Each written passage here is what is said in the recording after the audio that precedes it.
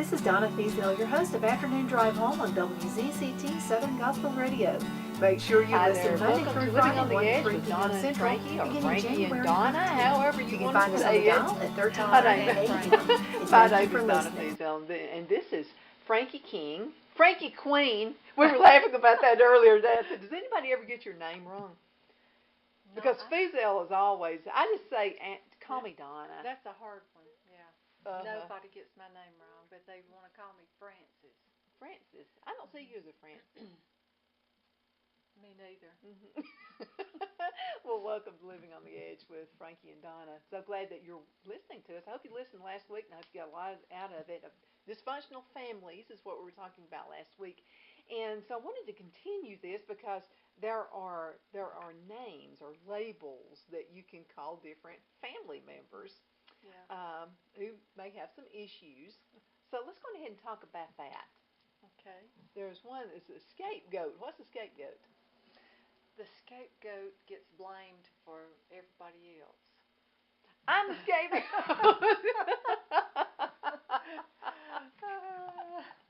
So, scapegoat, no matter what goes wrong, all roads lead back to the scapegoat. Oh, okay. It's not a Do they initiate it, or what happens? Are they the weak link? Not necessarily. No, they're just, I guess maybe they're viewed as weak and they can be picked on. Maybe the youngest member of the family sometimes, and maybe not. I'm the oldest. I don't know why they get chosen, but they're chosen by the rest of the dysfunctional family. They're the chosen few. So how can you safeguard it? Can it change? There's nothing the scapegoat can do right.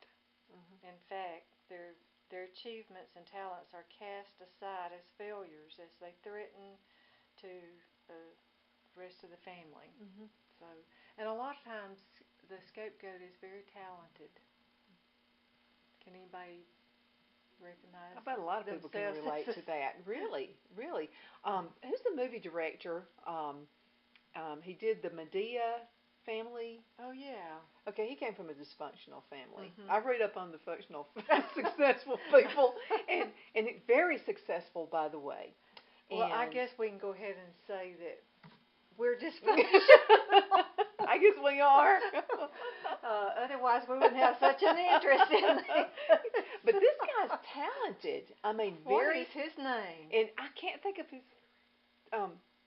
Tyler Perry. Thank you, Phil. Tyler Perry. And so, I mean, read up on him. And you can see, I don't agree with every single thing in his life, but he had a dysfunctional dad. And so the dad would drink, and just for some reason, and so the rest of the family, he'd come after him. And so he would hide. He had the special hiding place at his house, he said. And he would hide from his dad when his dad was drinking because he knew he was going to be coming after him. So he would go there and stay there and even spend the night there sometimes. Is he the one that stayed under the porch? He stayed under the porch. How about that? He sure did, but it was his way of survival. So he grew up being very ambitious. Of course, you can see he's been very successful in life. But he said even now, sometimes he feels like he's trying to please his dad. A lot of times the scapegoat will go into the arts. And excel. And we're in the arts. But no matter how much they excel, usually the other family members will not recognize them. They don't accept them. But of course, when you get so much money, then you're recognized, I'm sure. Yeah, So that's the key. I wanted to say this. There was a woman who won, I don't know, Publishers Clearinghouse or something, and she won way over $1 million, and they were interviewing her. It was on one of the morning shows, and she said, well, I'll tell you, the whole thing is just beginning to disgust me. And I looked at her like, why would you be disgusted? You just won over $1 million. She said, I have family members who haven't spoken to me in years who are coming out of the woodwork. That is interesting. Sometimes money can be a curse. Yeah, it can be. You know, a lot of athletes who came from poor communities and whatever, they're successful, and they actually make it, and then they have to move away because people are just pestering them to death about it. So I don't have that problem, but I mean, you know, and you hear that. But Tyler Perry is somebody you said problem in jest, but sometimes it can be a problem. I mean, a lot of people who win the lottery, they go on, it's like a curse, the curse of the lottery. So that's happened a lot. It really has. money can't buy a lot of things. Uh-uh. But moving But it along, does pay the water bill and the light bill. the enabler. We hear a lot about enablers in chemical dependency and alcoholism. So what's the enabler? They're the ones who keep the status quo. They enable the family dynamics to stay just like it is. Oh, they like drama. Well, they evidently the way it they is. do. Yeah. You're smiling Well, like you know some of those. Yeah, I know some. But I mean, it makes sense. Okay, so there has to be somebody who's like keeping it going in And the why? family. Why would I don't know. Why would you do that? they say that when one of the roles change, that everything has to start changing, and this is so normal that it's scary. Change is scary, isn't it? So that could be a reason. So they want to keep it the same way. They like the It's drama, comfortable. apparently. Okay, because they don't see outside the box, And basically. it's comfortable and it's normal. Is there hope for somebody like that? I think there is. Like we said, you've got to first recognize what's going on. Recognize something is wrong here, and a lot of times it takes a situation getting very painful and uncomfortable. But as long as it's comfortable to function that way, then that's the way it'll stay. Yeah, it's bad, like, again, family events. It could be a death or it could be someone in the hospital. Makes it kind of tough to be around that person. Or losing a family member can change the whole dynamics of a home or a family. And a lot of times, these roles go on past marriage and the family of origin. I mean, everybody's left home, but still these different roles are in place and they're fixed. That's why you have to be so careful what you do and what you say around your children, because it's really important. Even if you say something in jest, sometimes a child can take it It has an effect. the wrong way. They absolutely can. Right. Okay. And the enablers, they will keep up the facade, and the drug addict will keep using drugs, and they'll make excuses, and maybe the dad's an alcoholic and they're just making excuses and not recognizing the problem. And you wonder, how can this go on? But these roles are so entrenched that it's hard to break out of them. Well, my uncle that I mentioned in an earlier show was an alcoholic, and I love my aunt. I mean, it's just an awesome lady. But it's like she had blindfolds I've seen that over her eyes, and she didn't want anybody to say anything about it. And so, what would she be in this category? I mean, she was a precious lady.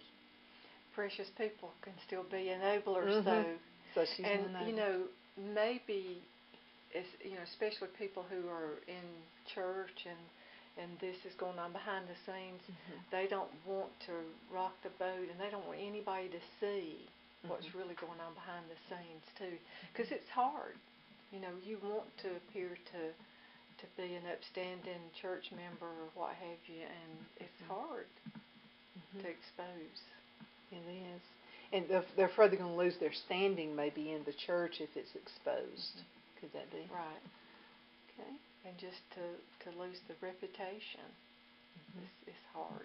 Very hard. You know what? I'd rather lose the reputation in church than my kids. They have to go through that's a sign stuff. of health. Okay. So good job, Don. But and then there's the golden child, the child that can do no wrong. Have you heard of that? Do you know somebody that's a golden child? Yeah. Tell me about the golden child. No matter what they've done, it doesn't matter. They're the pick of the family. For some reason they're the pick of the family. I think it can be different reasons in different families. So Kind of like the Marsha syndrome from the Brady Bunch. You remember that? I do. Where Jan was the middle child and Marsha was the older child, and she was successful cheerleader and beauty contest and all that kind of stuff. And Jan just got, tired of it, and she said, Marsha, Marsha, Marsha. That's all I hear is Marsha, Marsha, Marsha. Right. And so that sounded like a little dysfunction in They're the Brady Bunch. The go-to person in the family. Whatever goes wrong, they're the go-to person. And sometimes you can have more than one role. The golden child is the one that's looked up to, even sometimes by the parents. Are they the savior of the family, basically? Right. Did you Yeah. have one of those in your family? You look stunned, like you're thinking. Yeah, I'm thinking a lot of people that I've known through the years, and you're explaining a lot of this because, through the years, maybe I could have helped people had I known about this. So that's what we're doing. We're educating you. If you know a family who's like that, save the kids. Whatever you do, save the kids. Right. Don't make them go through like a lot of us have the years of unhappiness, pain. Well, what can you do? Let's say a family has brought a son-in-law in, and maybe their family's pretty normal, whatever normal is. I'm not sure what normal They is. look normal. But they look normal. But they bring a son-in-law, and maybe the son-in-law, this is not happening in our family, but what I'm saying is, because there are a lot of families this happens to, the son-in-law maybe came from a dysfunctional family, and you start seeing some things with your daughter. Or it could be the other way around. I'm glad you brought start that up. seeing some things happening, and then you start seeing some things happening with the kids. Maybe they cry a lot. Maybe or you start noticing little bruises or whatever. What could you do? Well, that's. Let me address first. Whenever you're in a dysfunctional family or a dysfunctional marriage, you take on dysfunction. Even if you go into that somewhat healthy, and you're going to take on the dysfunction because you do that to cope. So you become unhealthy. So then that's passed on to the children.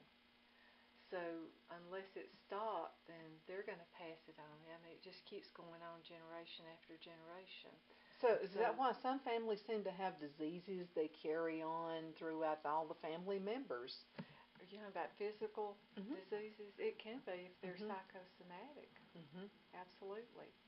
Because there's a way of coping. I remember being a kid in school, and of all things, speech. And I would make myself sick at night, knowing I was going to have to get up in front of the class because I was the quietest kid in school. Not you, Donna. Yes, I was the quietest. But I learned a lot from that. It was a great teacher. Her name was Miss Gwendolyn Ritchie. One of my now at the time she wasn't my favorite teacher, but she made me do that. She made me get up in front of the class. But I think there are situations that happen in your life where you can make yourself sick because I would honestly all night worry about it and make myself sick. But then after it was over with, she wouldn't take no for an answer. Miss Ritchie, you got up there anyway. And I would watch her and she would watch me. And I think a lot of times that's why I got into the media world was because of Miss Ritchie. And she pushed me. She took me out of probably my... saw something in you. She saw something. I don't know what it could have been, but she saw something. So she pushed me out of my comfort zone. So how important is it to be taken to someone, a friend, someone who loves you enough to throw you out of your comfort zone? Are you talking about in these relationships? You have a friend who's observing, and you have a friend who notices there's something is not quite right. Well, I can say I wish somebody would have talked to me as a teenager. And we had a counselor in school, but nobody, I don't think. Oh no, they didn't talk about that back in those days. But I think that can just save years of pain and Anguish. unhappiness if somebody will say, "Hey, look, I've noticed this. Is there anything that we can talk about? What's going on?"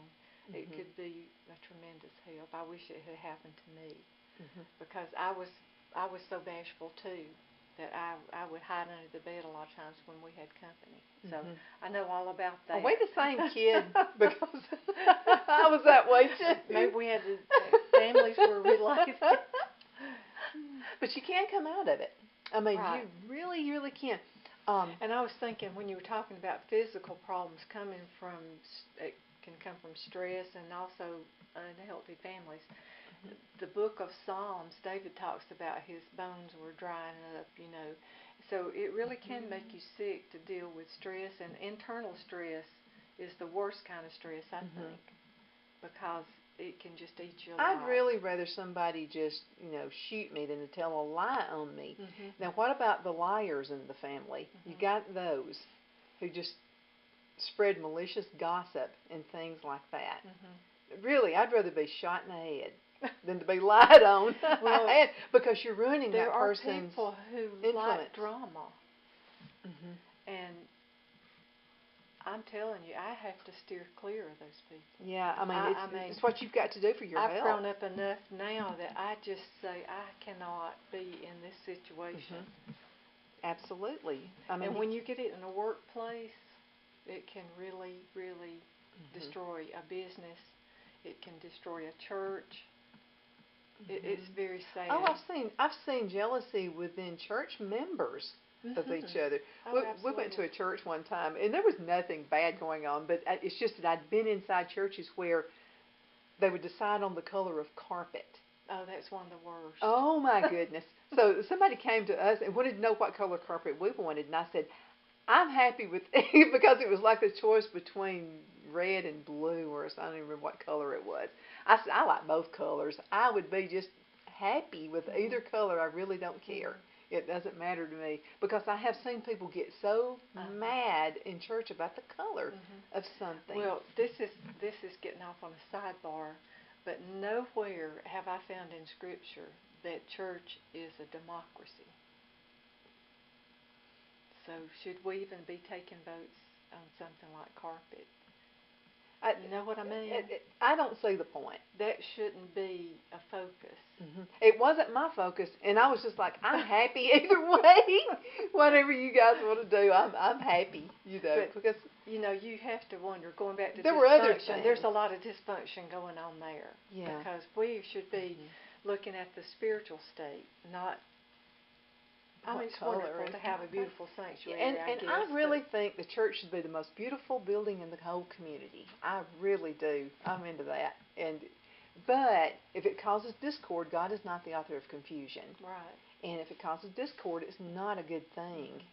So it's got to be hard to be a minister. Well, the witness it shows to the world is the saddest part. Think, what if you have a visitor that Sunday and they're seeing you be upset? Right. We're supposed to be salt and light, not that kind of thing. I grew up at Antioch Baptist Church in Albertville, and Reverend Raymond Cook was the pastor there for I think, pretty close to 60 years. And you still go there, right? I still go there. William McClellan is our pastor now, and his beautiful wife Dee. And we love them. They're an awesome couple. But Mr. Cook, he was very clear on church members. He said, now when you see someone who's new in the community or new in the church, and they come, everybody needs to go speak to them and make them feel comfortable and make them feel welcome to come back in. And that always, when I see somebody new, I just feel like I got to go speak to them. Because they're probably searching. They are, and you don't want to be thought of as a church that's not friendly. They walk in the door and they're searching for something. It may be a new church, or it may be I need help.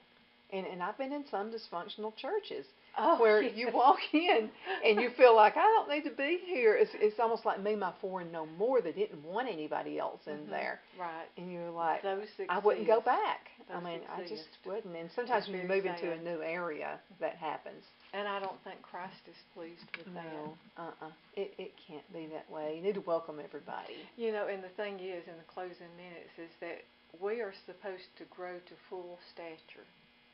And if we've got all of these things in our life, and we're playing roles that we shouldn't be playing, and we're not pleasing to the Lord, and we're to grow up. That It's shows our responsibility. I'm glad you said that. Grow up, because a lot of it's immaturity. And so, what do you do? Okay, let's say that you have a family member, and a lot of folks are going through this right now. So in your opinion, what do you need to do? You have you have each one of those folks that you have just mentioned, the scapegoat, everybody, and they're mistreating to you, and you have to forgive them. I mean, you've got to. But how can you go on with your life if they don't want it to change? Well, you can forgive and not have an ongoing relationship. You know, maybe that in time you can have a relationship, but if it's gotten to the point it's not serving you, it's not serving them, and it's going nowhere, then it may be time to take a breather. Yeah. And separate, like some couples separate. Well, you know, Lot separated from Abraham. They couldn't get, their herdsmen couldn't get along, and there's a time to separate. But all of the answers are found in the Bible, and if we just went back and read what the fruits of the Spirit are, then that would go a long way.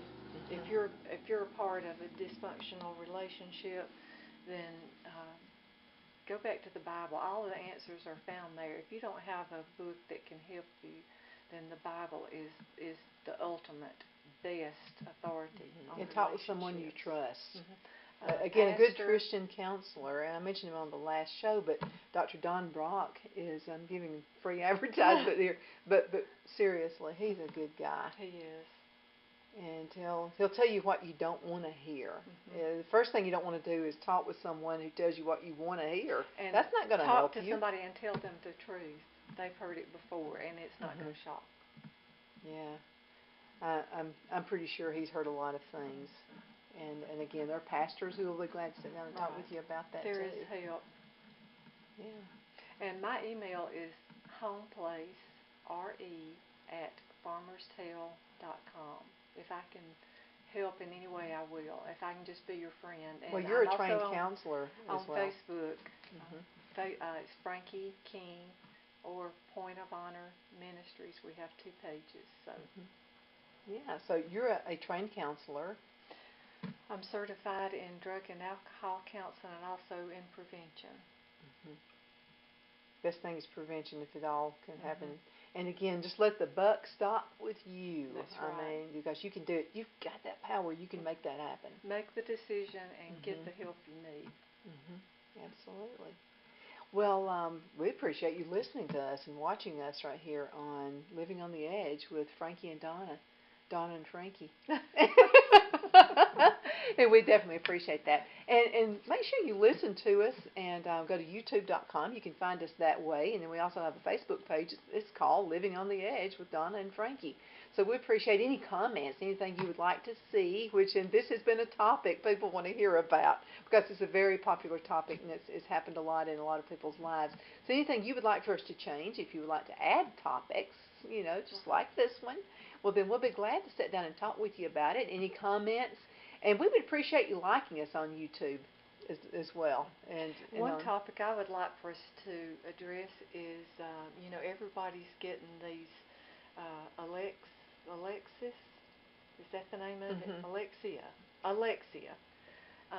Where you talk to it and it's something you get them through. I have been researching that, and also it was brought up on Good Morning America, and most of the hosts said they didn't have it, and one said they did, and there's been some incidents of it picking up conversations in the room, so I'd like to hear what people say about that. I'm a little, I'm not so sure. Yeah, I really am. Is it another way that Big Brother can listen in on us and that kind of thing? That would be a great topic. I would like to talk about that. Now, some people can get that and use that in their business and turn their business around because it's a brand new thing. I just, I want privacy. I don't want the government in my business, and I don't want the government in my home as well. So, yeah, I think that would be a great topic. Let's do that. Okay. Really, really soon. Everybody, again, thank you so much for watching us, and any comments would be appreciated. We'd appreciate you like us, give us a thumbs up, and we would definitely appreciate that. And anything you'd like to add, we would appreciate that too. I want to thank our husbands for being supportive of us too, and that's Philip and Ronnie, and thank you guys for being supportive of us at this show. And again, thank you for all of your nice comments. So again, thank you so much for watching the show. Goodbye. Bye-bye. I'm Donna Feazell, your host of Afternoon Drive Home on WZCT Southern Gospel Radio. Beginning Monday, January 15th, listen 1 to 3 p.m. as we promote our incredible area with special guests, great music, local news, and updates on weather. Listen daily as I announce winners of the Birthday Club, Anniversary Club, and Date Night. If you'd like to be a